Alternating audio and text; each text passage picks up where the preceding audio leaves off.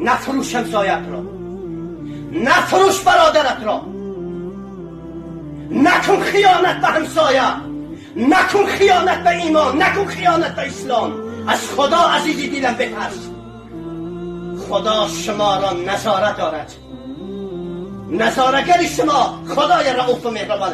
بترسید از اون روزی که به سکرات مرگ گرفتار میشید.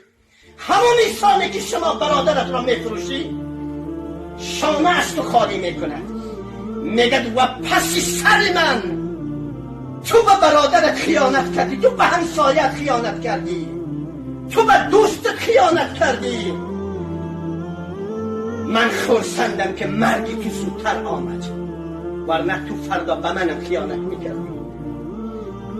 این علیکم لحافظین کراما کاتبین یعلمون ما تفعلون. بترس.